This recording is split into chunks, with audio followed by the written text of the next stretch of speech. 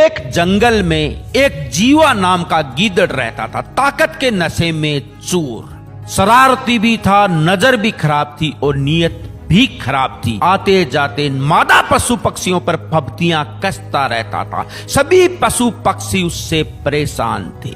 एक बार एक लोमड़ी उधर से गुजर रही थी।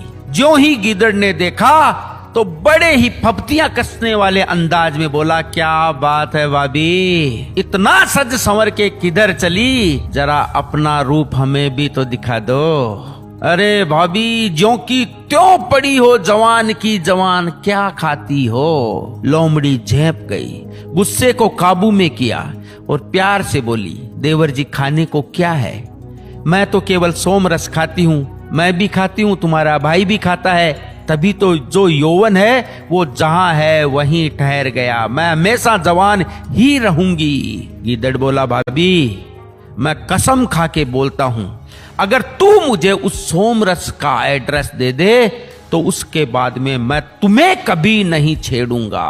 लोमड़ी बोली, ठीक है जीवराज जी, चलो मेरे साथ। लोमड़ी उसको एक बरगद के पेड़ के पास ले गई और इशारा करते हुए बोली, वो देखो वहां से जितना चाहिए उतना सोमरस निकाल लो, बस इतना ध्यान रखना कि थोड़ा सा सोमरस तुम्हारे भाई और मेरे लिए छोड़ देना। गीदड़ बोला, दफा हो जा, बस मेरे को तो एड्रेस ही लेना था, अब तो पूरा सोमरस मैं पीऊंगा, मैं खाऊंगा, मैं रहूंगा अमर जवान। और गीदड़ ने ज्यों ही उसमें हाथ दिया वहां पे टांटियों का छत्ता था। टांटिए उसको ऐसी ऐसी जगह खाने लगे कि कान से धुआं और आंखों से पानी निकलने लगा। दर्द से कर्रा उठा।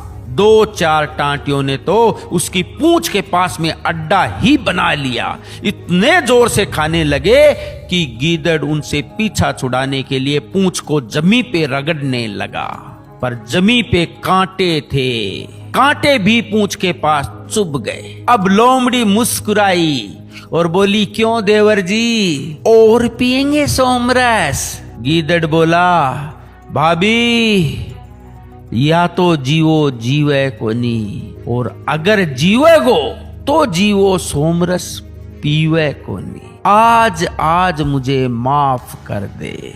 दोस्तों, इस कहानी का मतलब यही है, कभी किसी को कमजोर मत समझो, कभी किसी बहन बेटी पे फब्तियां मत कसो।